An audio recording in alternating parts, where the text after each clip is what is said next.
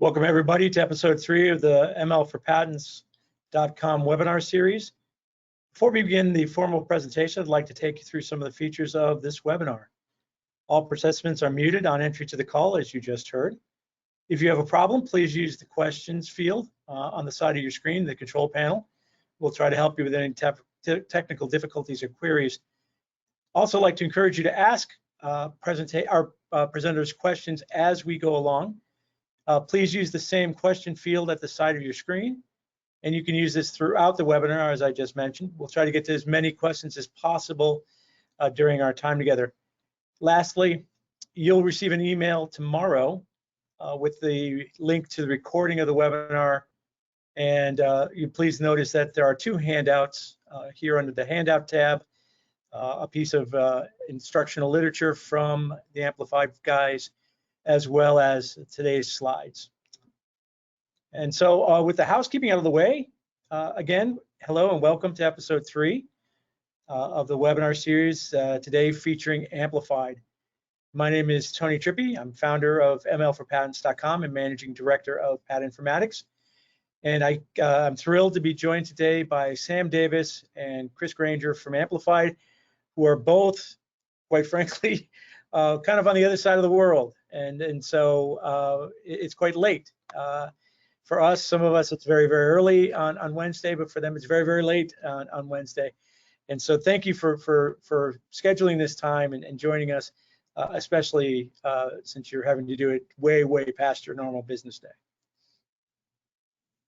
Yeah, no problem. Hello from the future.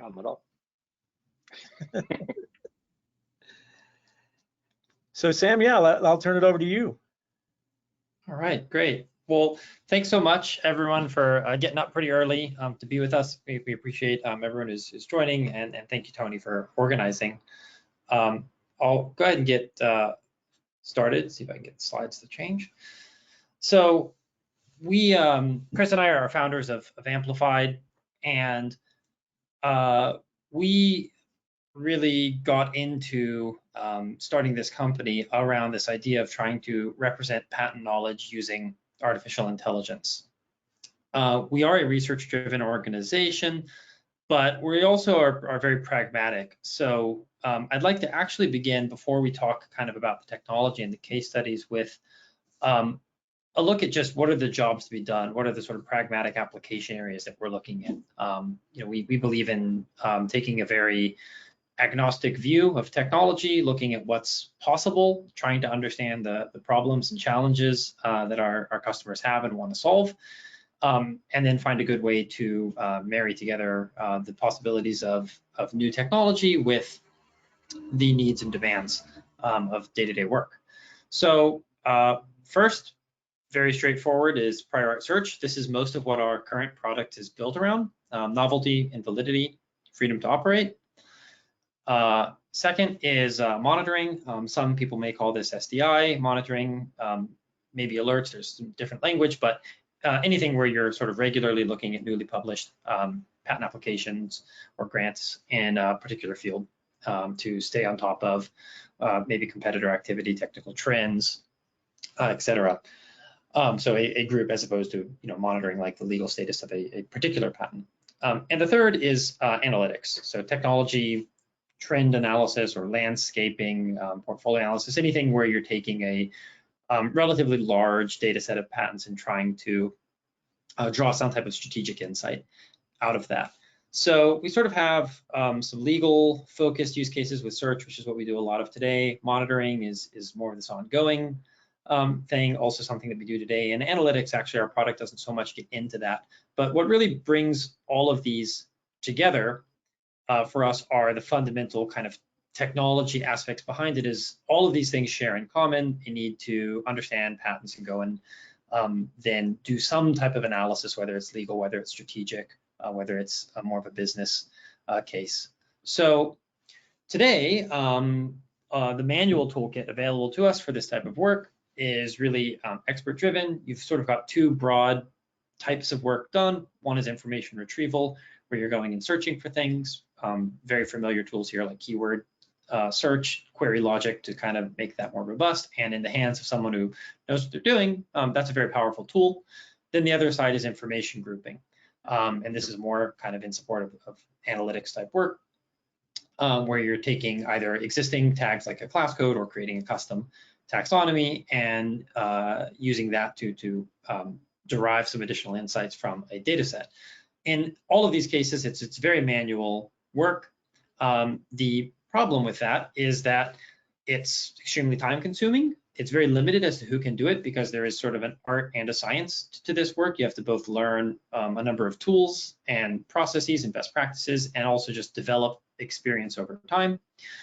Even if you have that, just reviewing documents is time consuming work. These are complicated documents to work with.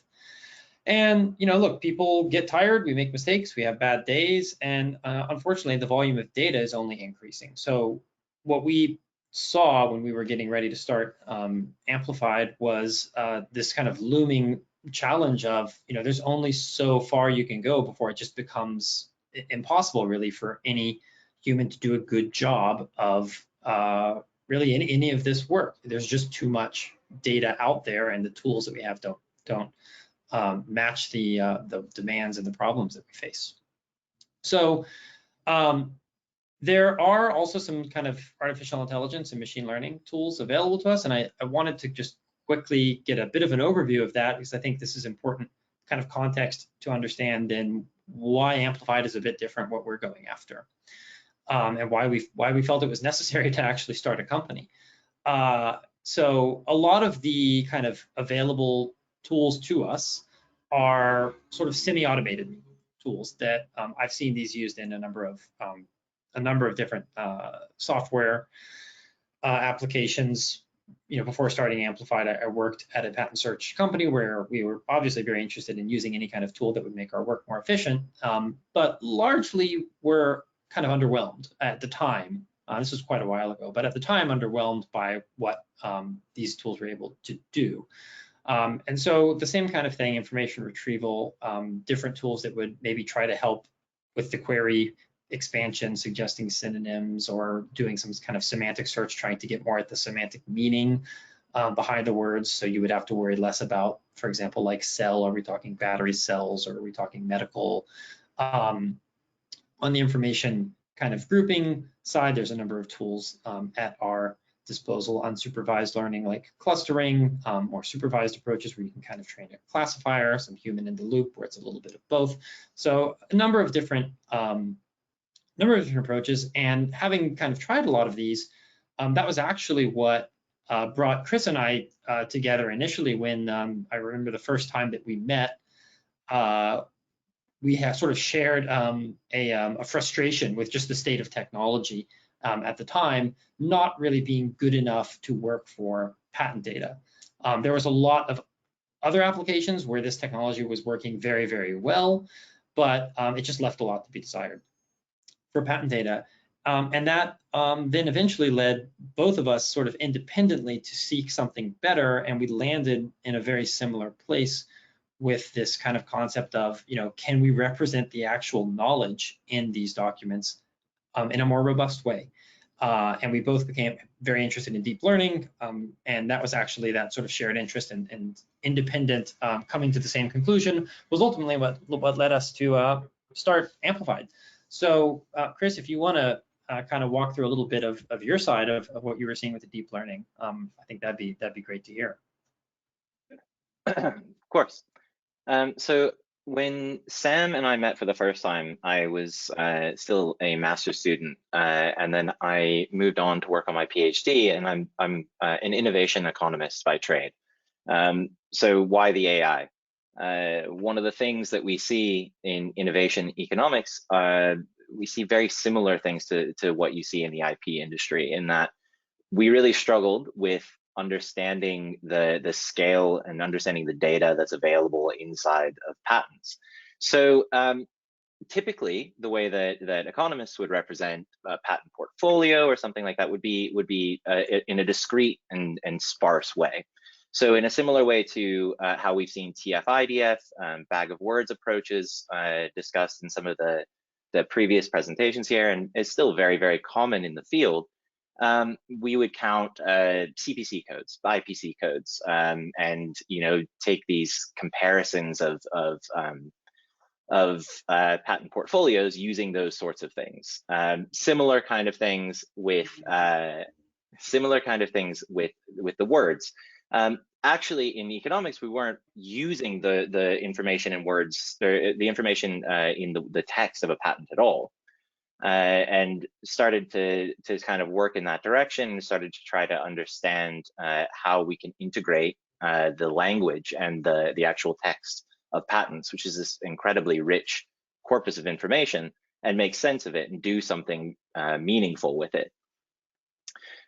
So, we kind of are all familiar with that bag of words approach and all those sorts of things. And what I started to try to drive towards in my research at the time was, how do we get a dense, continuous representation?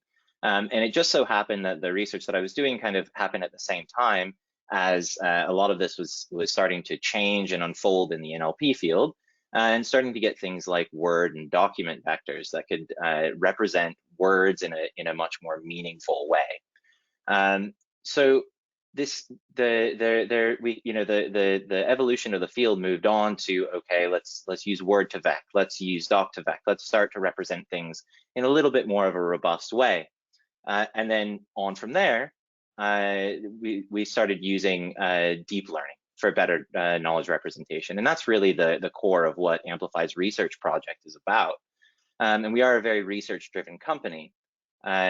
So what we're seeking to do is to try to use deep learning and try to use these kind of innovations in artificial intelligence to get a better baseline understanding, a better representation of all that knowledge. 140 million discrete patents in the world. And we want to try to find a better way of representing them. So the real question then becomes, why now? What's changed? And I think I explained a little bit of that a moment ago, but there are better ways to represent language as math. So before, you had these discrete representations, counts of words, really big sparse vectors. You had to limit the number of words that you had in a corpus, all these different sorts of things. And we're coming up with better ways of representing words and language. There's a lot more computational power. This has been pivotal to the field, and it really took old ideas, artificial intelligence as based on deep learning. The whole idea of a neural network is quite old, but the ability to actually apply them is quite new. And it's a combination of computational power and data availability. As this kind of developed, there have been better and better models for understanding the relationships between words. So not just the words themselves, but actually how they relate to each other and how they relate across long documents. Neural networks make it easier to represent that kind of complex information. And particularly in the natural language processing field, there's been a real drive towards things called multitask learning, where you start to get this positive feedback loop, where the model starts to understand language, but it also then can apply that language to do something different, and can apply that language to classify a document or to answer questions and different tasks like that. And you can combine those things to get the representation of the language at the same time as you're getting, as you're learning how to solve tasks. So to illustrate, next slide, please, Sam. To illustrate kind of. Before you move on, let me ask you a quick question. Go for it. And we've got a question that came in as well. I may go ahead and ask that here in just a second. But back in the day, maybe 10 years ago, when we just began starting to use, whether it was a NLP related system or if it was a straightforward k-means clustering type system, something like that, there was always, in my mind, I was very reluctant to use full text for a variety of reasons. Not to, of course, the biggest part is some of it's misleading, because the background of the invention, for instance, is not talking about the invention, it's talking about the background. That put aside, the idea that you would try to send a large collection of text to some of these engines, it ran very, very slowly. And then secondly, there was just all these problems with these vectors that you're talking about, that what ended up being selected as the words that went into the vector weren't really the ones that were all that helpful. So the solution at the time was to pare back, to be much more selective about which text was put into it. Now, what you're saying here is that with these Word2Vec, Doc2Vec, these new mechanisms by which we can codify a document, it sounds as if some of that has been addressed. Can you speak briefly to your experience about the difference between full text and maybe just something like, for instance, the title, abstract, and claims? Absolutely. Absolutely, it was a really huge problem dealing with those large amounts of text. So one of the first things that I started doing before I got into deep learning was I was using latent Dirichlet allocation and trying to use these kind of topic models and use the vectors that those produced as dense representations of documents. And you're right, when you are doing, using those kind of older algorithms, you have to, prune stop words. You have to prune the actual vocabulary. You are using bags of words as opposed to the meaning that is implicit in the sequence of words, because we all speak languages that have meaning that is implicit in the actual order of the words that we give. And so you had all of these limitations, not least the computational aspect of it. As you said, when I was running latent Dirichlet allocation, I was running it on literally hundreds of nodes in AWS and not getting anywhere near the kind of performance that we're able to get with deep learning these days. Yeah, it was absolutely a struggle. And so yes, the newer generation of natural language processing and what we're doing at Amplified takes into consideration basically everything. So you want to include those things that may have been misleading before, because maybe they're misleading in informational ways. Maybe they're misleading to a human, but you can actually learn something about how they're misleading.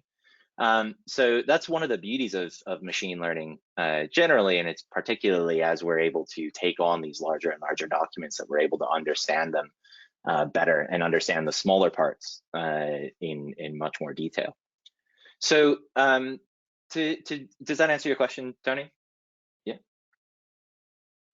Yeah, that's excellent. In this whole section, by the way, I think is going to be very much appreciated by everybody participating, because you're giving a great background. You're giving a lot of details about, practically speaking, what a user really should know about how the system is working underneath them, because that's the way they can gain trust in it and also use it to its maximum effect.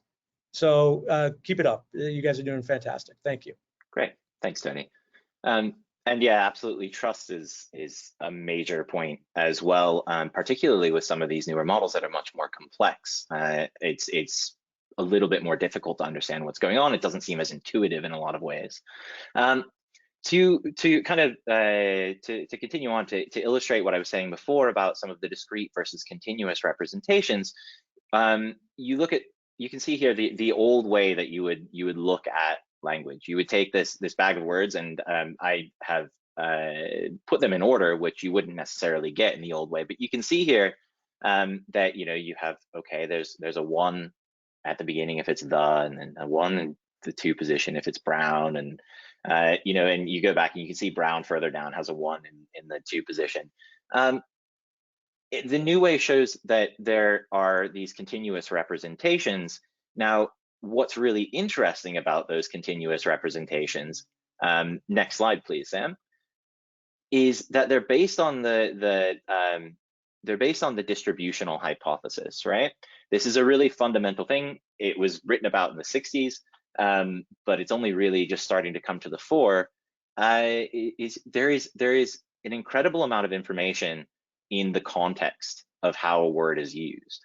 And that was pivotal to the understanding of Word2Vec, right? So the way that we generate word vectors is we try to predict the words that are around it. And that's then become even more prominent in things like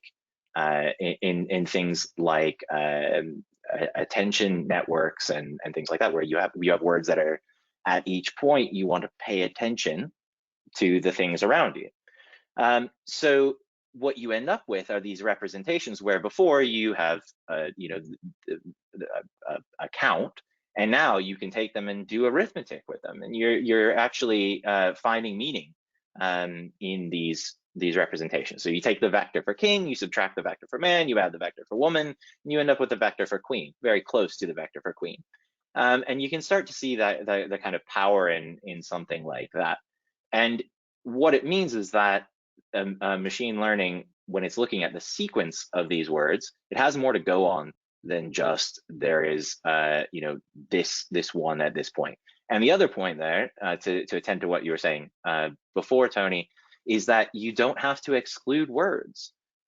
Where the bag of words approach means that you end up with these giant vectors, giant sparse vectors, and you're limited by what's the vocabulary that you can fit in that and do any kind of computation.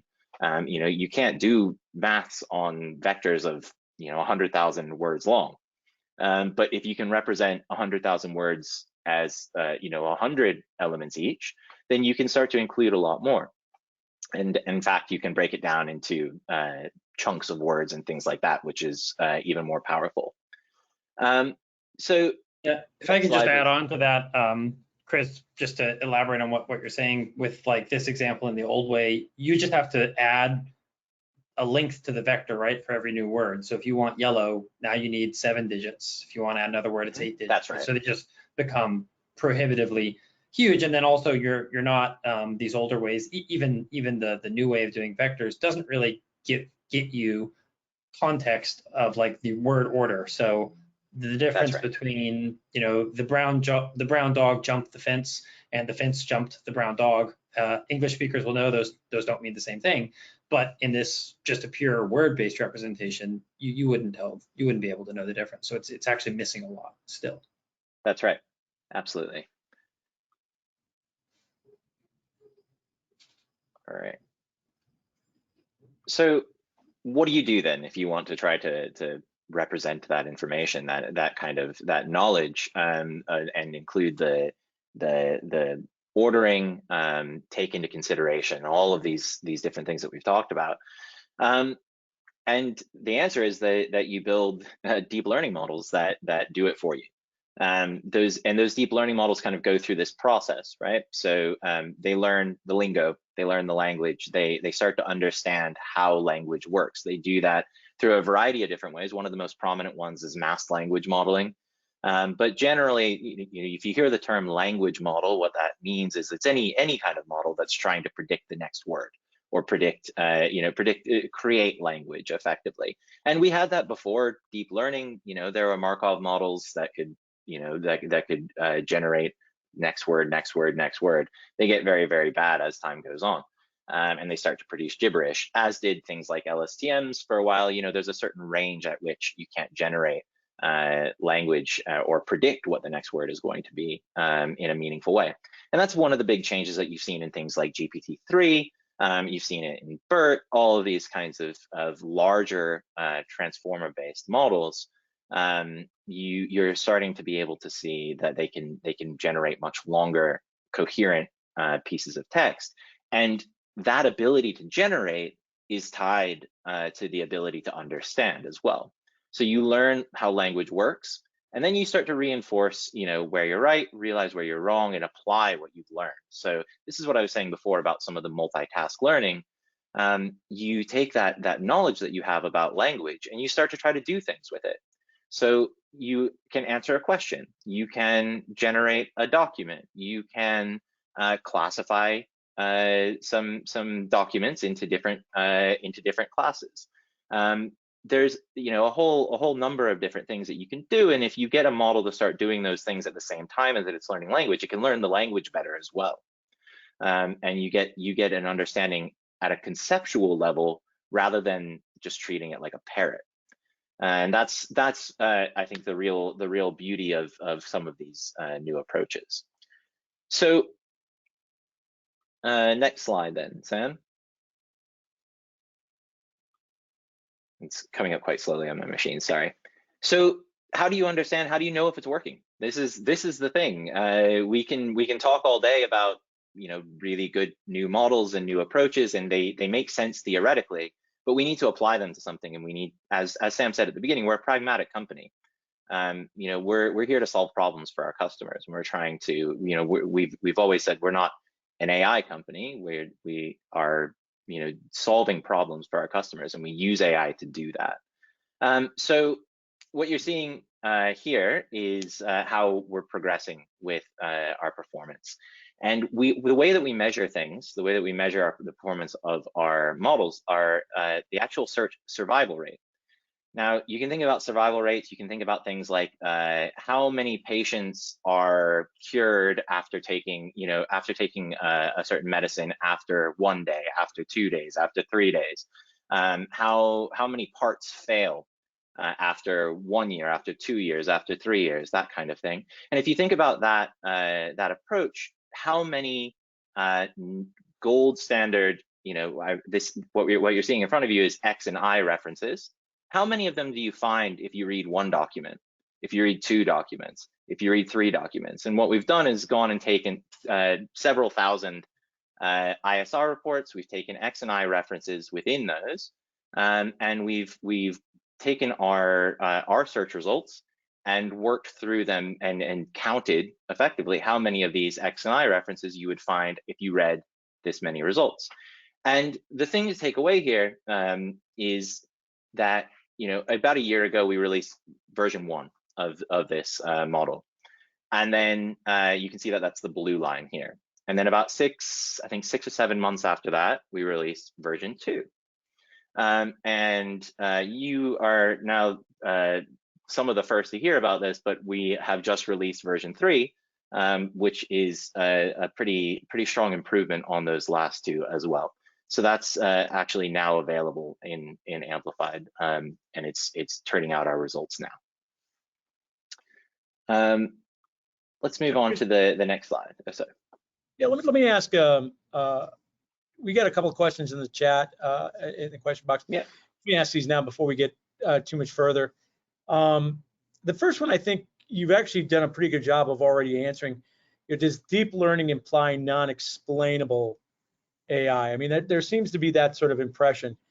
From everything you've just said over the last few minutes, it sounds like that non-explainable maybe is a lack of understanding of what the vector is generating, for instance, or because that's generally, even with some of the older methods, the vector was the thing. And if you understood how the vector got generated and what was going on with it, that went a long way of being able to explain, you know, why the system was working the way it was. So what would you say as far as, you know, non-explainable? Do you believe that these are non-explainable even if it's a neural network? I think that there's a bit of an issue that's kind of in the discourse about this, which is that we tend to think about things that we're comfortable with, the linear models that we're very comfortable with, like let's say, you know, logistic regression or a support vector machine or something like that, as explainable. But most people don't understand them. They don't understand how they work. And even if you do, and you can look at it, I would challenge any data scientist to be able to really fundamentally explain, you know, how you got to a particular result. You can look at the maths. You can explain it in a mathematical sense, but it's often very difficult to actually explain it in an intuitive way. You know, we have results, we can interpret them, we do, but there are a lot of things about it that are difficult to explain, particularly to a layman. So if you then look at deep learning, okay, these are nonlinear approaches, right? So it becomes much more complex. It's difficult for our brains to understand. But I wouldn't argue that they're completely non-explainable. And in fact, there's a whole branch of research called, you know, XAI, explainable AI. It's got millions and millions of dollars in funding. DARPA wants to throw, you know, $40 billion into it. Trying to understand what deep learning models are doing is certainly challenging, but there are good advances in it as well. And I would say that it's not impossible, it's just not broadly done yet. And that's kind of the answer that I would give to that. Yeah, that's great. I completely agree. The proof's in the results, and if you understand how to manipulate the system, maybe to tweak, and that's where the learning portion comes in. No, that's really a negative. This is a positive. I mean, there's mechanisms by which you can influence that. One more quick question that's in here. At any point with Word2Vec and any of these other more advanced systems, do you do any sort of decreasing of the dimension of the vector? So is there any sort of selection? I mean, I'm assuming there must be some stop where it's like the obvious ones of the B, things like that. Is there any dimensional reduction in the vectors with these methods? No, and that's actually really important. The language models really need to see the language as natural language to learn, and that's part of what was driving our desire to build something better with Amplified, is we care about giving people the opportunity to write things in a way that seems natural to them. So this is a little bit of a trade-off. There's a little bit of a tension between what we were just talking about with the understanding and the explainability, along with the way that you interact with the model, which becomes much more natural. You don't have to learn how to craft queries. You don't have to learn how to manipulate the system. You do what you wanted to do anyway. And you have this model that's a little bit more difficult to understand, but it's able to understand you in a much better way. And so yeah, that tension is definitely there. But yeah, you absolutely don't want to remove any of that. You want to keep every little nuance that you can and learn from it. Excellent, thank you. No worries.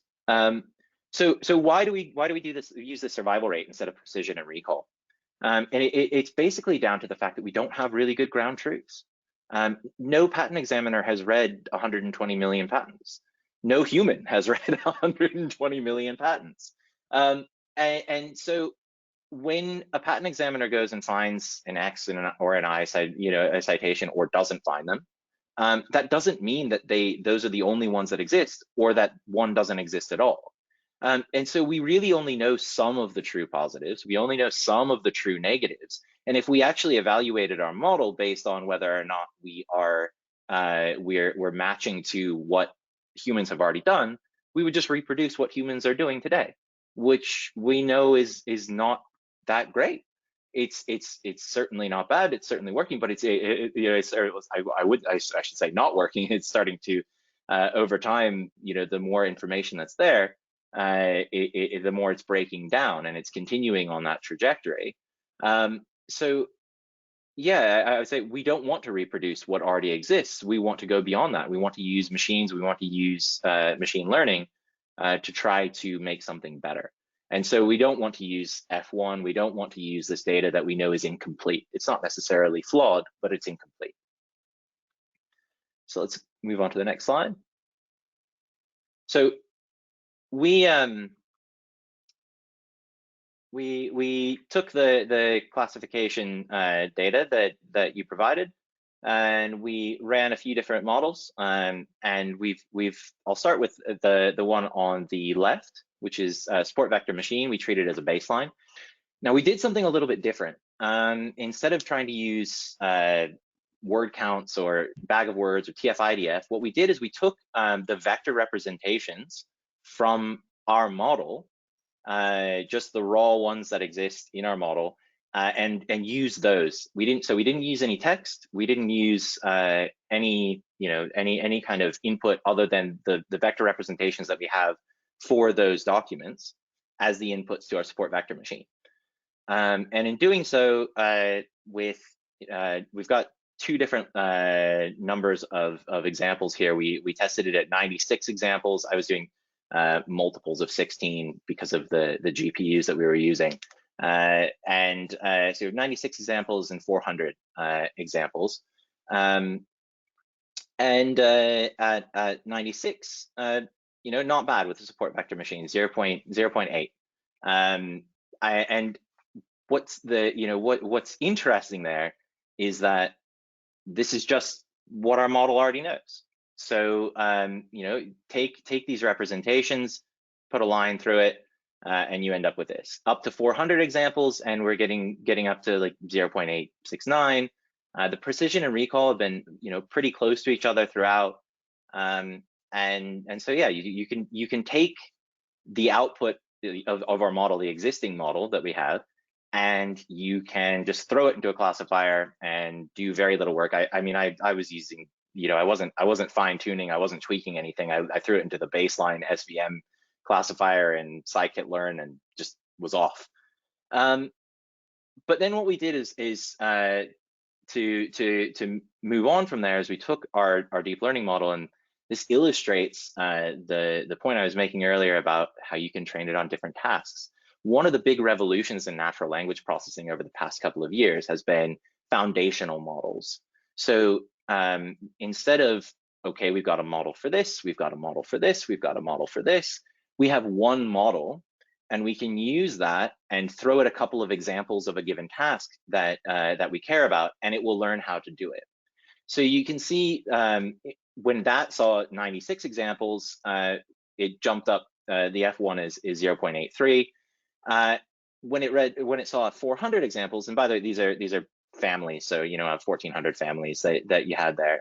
400 families, we ended up with an F1 of 0.92, and precision and recall are right around there. So I think what this illustrates is just you have these foundational models, and what was previously the ceiling becomes the floor. And you can use these foundational models to learn very rapidly on any task. If you have a handful of handcrafted classifications from your business for your taxonomy in a given company, it can apply to anything and learn how to do it very rapidly. So for the next part of the talk, I wanted to bring in some pragmatic things. Before we do that, Tony or anyone, if there were any kind of more technical questions for Chris, happy to entertain those. Yes. So I want to be cognizant of time. Our audience is being great. The people that we started with, a few more have come on. Not many people have dropped off. So excellent job. Clearly, this is a fascinating topic. Yeah, there's now 5 questions so let's take the first 2, and we'll try and get to some of the other ones a little bit later. First one that came in: what is the classification task for these classifiers?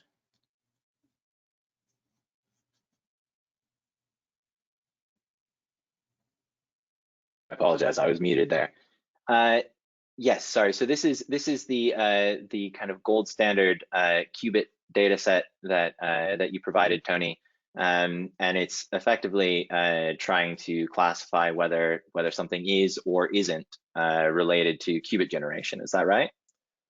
Yeah, and I can give just a tiny bit of additional. So yeah, qubit generation, 500 positives, all of them on that, then 1,000 negatives, but very close negatives. Not what we've also talked about in the past, apples to astronauts.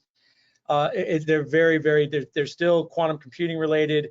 In some cases, it's quantum hardware, which would be much closer to a qubit generation type, versus quantum software, which is a little further afield, but still in the realm of quantum computing.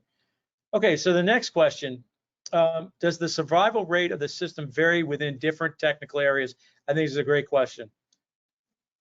It is a great question, and the answer is the short answer is no. We have done evaluation across a number of different technical areas, stratifying by CPC code, typically looking at main codes, and we've seen basically equivalent performance across all technology. There's nothing that's particularly strong or particularly weak. I think it was like plus or minus 4% across 600 some class codes. That's right. Yeah. Fantastic. There's a few more, but like I said, let's continue moving on so we don't have to rush the second portion of this, and we'll come back to these. That's great. Thank you so much for all the questions. And go ahead, Sam. So kind of, we've established here some baseline performance for the AI. Our initial goal being, can we make an AI system that understands patents well enough to then go do a number of different tasks? We've established on the search side through survival rate that it does pretty well, and we've been able to continually improve that. And we've established on the classification side that it can also learn that and do very well with actually relatively few examples. But there's, in terms of the pragmatic kind of day-to-day use, there's a little bit more to this. And I think that there are fundamentally like two main things that I hear when I talk to customers. And the first is on the search side. The biggest issue is really confidence. There is no such thing as really a metric for like prior art search quality, right? Because you can't measure it. You can't know what you don't know. Nobody has gone and searched everything. And what it ultimately comes down to is, we live in the real world where time is not unlimited, budgets are not unlimited. So a prior art search is really about, given the time available to me, and how I achieve the level of confidence that I feel is appropriate. And that's a difficult thing. So for us, that's something that we look at as kind of a design and an interaction problem to solve. Is we believe that, great, the AI is there. You need a way to work with it in order to build confidence in search. It's not, we don't believe in a push button type, magic crystal ball that you look into it, it'll give you some results back. And for some number of cases, great. And for some number of cases, you're out of luck, you got to go start over. We believe in something that's more iterative. But on the classification side, some of the problems are, well, 96, even at 96 examples, that's still not a small training set. So what do you do if you don't have a lot of training data with getting these classification systems to go work for you? And if you're not a data scientist, how can you go and make these things work? So to answer that, first, let me start by just saying, let's look at kind of what the AI already knows, because our goal here is that before you really have to go and do anything, we try to pre-train our system on the entire corpus of patents to give you a good head start. So this gets a little bit to the point Chris was making with the support vector machine example of just where we start today is actually pretty good. And I can show you kind of what that means with this scatter plot we have here, where what we've done is just taken the entire qubit data set, mapped it out using dimensionality reduction. So this is like a spatial, think of it like looking at a map of a location, right? This is just things that are similar are closer together. And we've kind of squished this high dimensional representation into 2 dimensions, and then we've just color coded it. So you can see the true and you can see the false. The false are the reds and the greens are the true. Now these are true and false that Tony, you put on, not what our machine's predicting. So you can kind of go and look, and one thing that we think is helpful is being able to actually just observe and say, well, okay, this one is a negative and this one's a positive. So why are they so close? And maybe I can investigate a little more, and you'll start to see kind of a natural clustering of things together as you go and explore it. And you can do this in a very interactive way, and you can start to get a sense of what's going on. So this goes a little bit back to the explainability question, where there is a trade-off between decreased explainability, but you can get some increased observability. And sometimes the observability can help you to actually achieve that confidence and trust and get enough of an intuition to build your confidence in what's going on. Now I'll go back to the slides here. So that sort of gives us a baseline of what the AI already knows, and you can see from the way things are clustered, it kind of does a good job of keeping the blues together and the reds together, right? So that's the human labeling here. It's done a pretty good job actually already of not mixing things up. I would wager if we had a multi-label type of a problem, it would actually do pretty well at that as well. Now going from that, here's what we think the answers are to how you build confidence. We think that making the AI intuitive, iterative, and interpretable is how you build confidence. So taking this mapping of kind of knowledge that the AI has and letting you work with it. And then on the second side of that, getting it to a good enough state where you don't have to put a bunch of effort in, you don't have to provide a lot of training data, but you can kind of jump in and get started. So we're trying to create tools that allow you to explore what the AI knows and kind of have a two-way conversation where as you're giving input to the AI, it's also giving you back some input, some results that you can observe, and then you can make adjustments.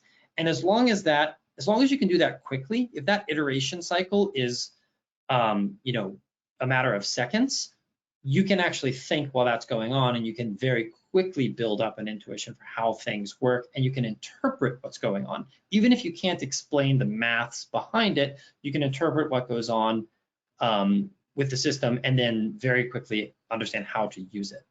So kind of how it works, how are we building all of this? As Chris already mentioned, we use deep learning to learn the language, we apply it to real world cases, we refine it. Then on the human side, we give you the ability to search, filter, and highlight results. So intuitive tools that you already know how to use, but they work in a different way. The AI's understanding is not based on keywords. So when you filter with a keyword, you're getting two different dimensions to kind of look at the information. So you can use that to quickly iterate through. And then the ability to kind of share, collaborate, and update and refine and learn based on things you've marked as relevant. And that creates this feedback loop. And so it's a little bit of a human in the loop, along with combining a few different technical approaches in one place that allows you to see things. And I'll demonstrate this with, again, the Qubit case study, but a bit of a twist. So I'm actually going to go and open up an Amplified. Inside of Amplified, we aren't running an on-demand support vector machine. We aren't running on-demand fine-tuning, at least not yet. We have a different approach that actually doesn't require training a classifier, but uses the knowledge we have to kind of naturally cluster similar things together. So what I'm going to do here is try to update the data set. So I've created in Amplified here a monitor project, and a monitor project is what we use to update a field. So it's got, you can see here, you can look at this month, last month, or you can have custom date range. I have it set to last month, so this is August. And what is happening here is we've just taken a subset of relevant results out of the gold standard data set that Tony, you put together. And we've only taken positive examples. So we're not feeding any negative examples in here. Amplified actually in the product doesn't use negative examples. It's only taking positives. The concept being that you can go into your saved results and you can just click add, and you can add a bunch of things that you know are relevant, and it's just going to find things that are similar to those. And it's taking all of these, you know, in this case, these 48, bringing them together and saying that represents what you're interested in. So I'm going to go find more things that are interested in. So what you're seeing here are the results, and we are taking your interest and ranking everything. So there were 633,000 families published in August, and we've just ranked them. We've just sorted them. So we're not cutting anything out. We're not filtering anything. We're just saying what's most relevant. And then we kind of went through, and I asked one of my colleagues to mark things. So he joined the project. That's him over here, Yasu. He happens to be a quantum physicist, so I thought he'd be better than me at this. So he came in and marked things as relevant, discarded things. And in his view, in the top 10 or so, most of them were relevant. There was one that's not. This one's definitely not relevant. If you kind of keep going down, it gets less and less relevant as you go. But the idea with Amplified is you could start with just one patent, and as you do this, you can click on re-rank at any time to now learn from what you've done. So you can review every month, you can go and click re-rank, it's gonna go off and it's gonna recalculate, and now it's gonna give it back to you, and you'll see that that one that we marked as not relevant, no longer here. It's now been moved. It's still saved up here, so you can go and see what you've discarded, but we've re-ranked things and it's a little bit lower now. And so you'll see that the ranking starts to change over time, and it learns and it gets better and better and better. So you can bootstrap your way up to enough data that you could then run something more powerful, like a fine-tuned model.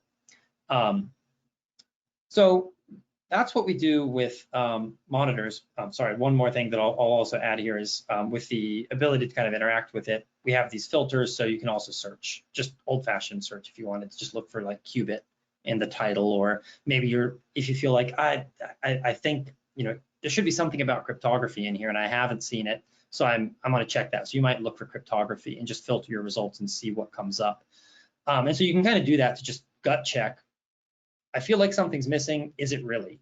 And it'll stay sorted. So as you do this filtering, you can work very quickly with it. So that's what we have here with monitoring. Very, very quickly, last thing, and I'll kind of blaze through these so we can get into some questions is, one other thing that we wanted to share with you all today that's not strictly about the AI, but we think is very powerful, is a new set of features that we have just released in Japan. We'll be releasing them to the rest of the world very soon. And that is creating a platform for sharing intelligence. So not just doing this work on your own, but as you kind of saw with the monitor project I just showed you, I was able to collaborate with my colleague. He could mark some things, I can mark some things, we can work together. And the thought process we have here is trying to build in some best practices with some guided kind of workflows to make it easy to go and create, monitor, and validity, invention disclosure, whatever the main task is, making it so that you can get a lot of context in one screen. So let's say you have an invention disclosure you're looking at, you'd be able to see the topic of the search, the written description, what the invention is, as well as a record of results, what was considered relevant and what wasn't. So you can get that context at the same time and use that to help you understand the written description, and then these filters, so you can still get all the old-fashioned kind of query-based tooling that you're used to. You can use this in conjunction with the AI to explore and navigate. So you get kind of the best of both worlds. And then the ability to discuss. So you can have discussions. These are sort of within each project, so you can manage the privacy, the security of it, but you can have all this context in one place. Along with the discussions, you don't have to go back and keep looking for that email that you sent, or the report that you saved somewhere. You can have it here, easily link to different patents, and actually also annotate directly onto a patent. So if you're going and reviewing things, for example, in a monitor, you might find some particularly difficult to understand patents where you are highlighting parts of the text and annotating it to sort of just help yourself understand it, or calling out particularly critical aspects. So you can do that, you can link to those, you can add an annotation. And what we're very excited about is the ability to then discuss that, but also make it visible across your team should you choose to. So you have the option to actually share it outside of just the project you're working on. So let's say you're doing a monitor every month, you're reviewing some patents, you could actually come back and when you're, let's say, working on a novelty search for an invention, you may come across patents that actually the technical team has already reviewed. They've seen some of these in a monitor and they've commented on it. You can kind of see where it's come up, and you don't have to reinvent the wheel and do the work that you've already done. Or perhaps you saw this patent yourself, but it was 3 years ago and you forgot about it.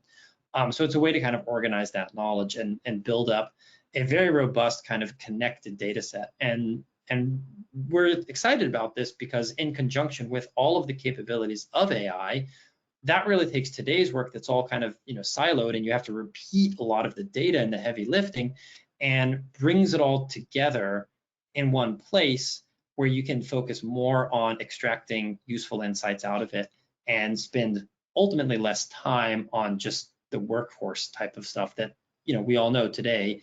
That is the majority of search and analytics, is just a lot of heavy lifting that you just got to do to get to the really good stuff. So that concludes the presentation. Thank you very much for the time, and would love to take some questions.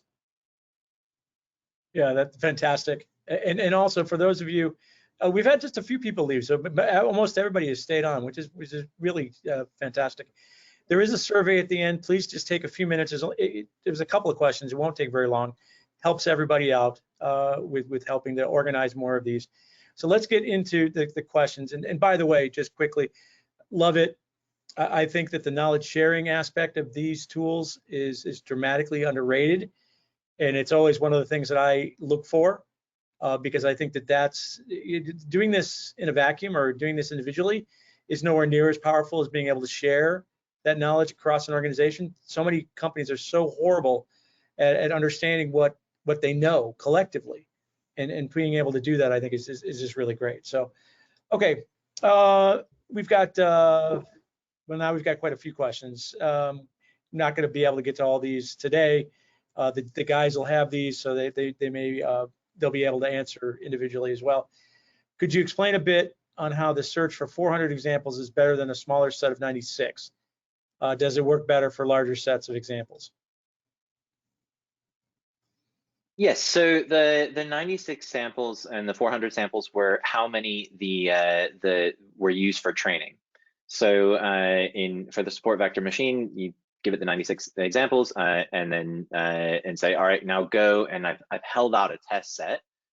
Typically, the way I've set it up is that you've got a training set and a validation set and a test set. Validation set is relatively small, but it's used for things like hyperparameter tuning and things like that. So we don't want it to muddy our test set. The test set has to be this gold standard separate thing. So when you see 96 examples, what you're seeing is that was how many the classifier used to learn how to cut the line or how to distinguish between those two things. And then the results that you're seeing are the results when that was then applied to a test set that was held away. Thank you. So this is just how much you have to feed the system. Yeah, and the more training, the better the models are going to be. That's very good across the board. All right, next one. Is there any manual training of the system in the initial phase, or is it fully automatic? I think you've addressed this to a degree. Yeah, it's fully automatic. We don't do anything manually. Yep. And so there is a process of being able to select relevancy, but you know, that's not doing anything particularly special about creating the vectors or any of that sort of thing. This is a fascinating question because I'm not entirely sure. I mean, I think I have an opinion on this, but I don't know. Could you discuss whether you would include inventor names and assignees in the data provided to the system? I assume that means for training. Yeah, or even for clustering. I mean, that's the thing. I mean, you know, the patent corpus is not a traditional language corpus. And the people who are drafting these use a very different style of writing, generally speaking. I don't know. I mean, and this may be something that the answer is, you know what, we haven't tried it yet. But any initial thoughts on including inventors and assignees? So I'll take a quick detour to my past as an economist. And one of the things that I was interested in when I was first trying to come up with these vector representations for documents was to find vector representations for people who have to do with these documents. So one of the things that I thought was really fascinating was, all right, when I was working in London, I was trying to get and understand knowledge spillovers and what the economic effects of those things are. And spillovers are effectively when you produce some form of knowledge and other companies are able to benefit from it. And you see, you know, economic benefits across the board. And one of the things that was really interesting in that is how do you measure the proximity, the technical proximity between companies? So not just the documents, but the companies themselves.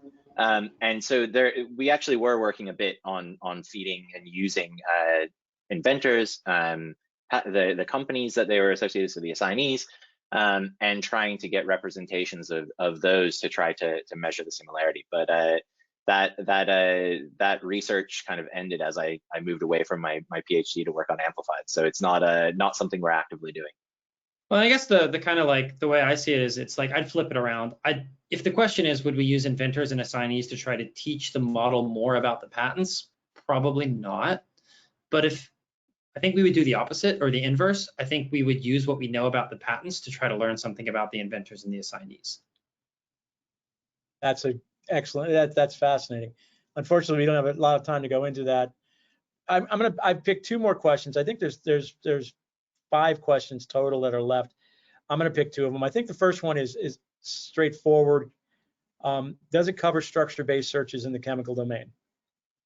No. And that's actually probably, if we had to pick an area where it's weakest, that is where it leaves something to be desired. And it's pretty intuitive. If the search relies really heavily on the understanding the chemical structure, like if you'd have to go to like STN to do the search, it's probably going to be difficult and amplified. There are cases where the written text actually has enough information that that's not an issue, but those are far fewer than the cases where it is an issue, and we just haven't gotten into kind of bringing that element of knowledge as another dimension into the system. Yeah, I will say that those things are sequences, right? They are still sequences of information. And one of the things that I've seen is that if we can seed the system with relevant results, so you can go and add ones that are already relevant, or you can find them via keywords, or you get them in the first couple of results from Amplified. You can start to see pretty decent performance. There's still things that will be excluded or included that are not necessarily intuitive, but that information does come through. It's just not perfectly structured the way that you might expect. Yeah, and that's actually how some of our customers in those domains use it, and why they were willing to buy, even though we didn't have some of that stuff. All right, final question. I mean, we're 1 minute over. We've still got 75% of the audience still with us. So, but does the model also highlight the most important parts or paragraphs within a document? No, well, not in the product, and we take a different approach to that, because I know that's a common feature in a lot of other tools. We use the more traditional kind of keyword-based highlighting, where you can put in the keywords that you're looking for, get those highlighted, add them in multiple different colors, the same way that you would do in a lot of legacy systems. We think that's more intuitive and useful. We've had some debate back and forth about whether to add something where it would tell you like what the model thinks is relevant, but it kind of gets into the explainability and the observability a little bit. And I think there's actually a real fear that it may actually be distracting information, that it's actually not that useful to see like one sentence or passage, because that's not really what the model's trained to do. It's not trying to identify one passage that is relevant, and that's why a lot of these other tools will show that, because that's what they're trying to do. We're trying to understand if the entire document and all of the concepts that it contains is relevant, and that can't always be reduced to a passage. It's multiple passages and the way they fit together. So for the way that we approach this, it makes that a little bit less trivial to figure out how to display and how to communicate in a way that's useful and informative. Tony, if you'll permit me just to add one thing onto that, is that the most important passages are different for every search that you're doing, and every person that's searching. The things that you think are the most important, they depend on what you're looking for and what what patent you're trying to knock out, or what your invention is. And so if the AI told you just what it thinks is the most relevant, it may not be able to do that for the given context that you're working in at any given time. Well, that's why I like the highlighting feature that Sam talked about. You can decide what it is that you want to use as a criteria for evaluating, and it can take you to that because it's been highlighted, and then you can get a very good idea very quickly that if it meets the criteria of the sorts of things that you're looking for based on why you did this in the first place, because the machine can't guess that, and you wouldn't want it to. All right, gentlemen, thank you so much. Fascinating, outstanding, lots of questions. There's still 4 left. Those will be included in the materials I'll send you about the attendees. So if you get an opportunity to respond to those people, that'd be fantastic. Our next episode is going to be on October 6th. Everybody will receive emails about that. Please fill out the survey. And once again, thank you both, Chris and Sam, for an outstanding presentation. Thanks for setting this up, Tony. It was a lot of fun. Thanks so much. Yeah, we'll find a way to get those questions answered. Absolutely. All right.